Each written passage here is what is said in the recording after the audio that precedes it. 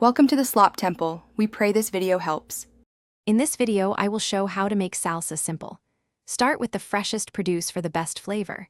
You'll need about 4 to 5 ripe tomatoes, 1 medium onion, and a generous bunch of fresh cilantro. For a little kick, grab 1 or 2 jalapenos. Don't forget a couple of garlic cloves, 1 lime, and a pinch of salt to bring all those wonderful flavors together. This simple combination forms the perfect base for your homemade salsa. Now, let's get chopping. Dice your 4 to 5 tomatoes, 1 medium onion, and 1 or 2 jalapenos into small, consistent pieces. Remember to remove the seeds from the jalapenos if you prefer less heat. Next, finely mince 2 garlic cloves. Finally, give your half cup of fresh cilantro a rough chop.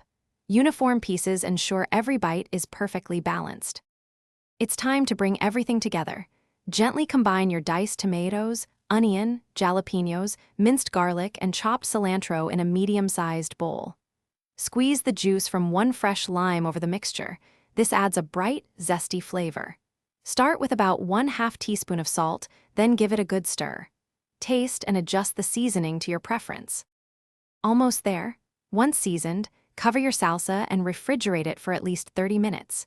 This crucial step allows all the wonderful flavors to meld and deepen, creating a more harmonious taste. For the best results, let it chill for about 1 hour. Serve your delicious, fresh homemade salsa with your favorite tortilla chips or use it to enhance any meal. Thanks for watching. Consider subscribing if we helped you.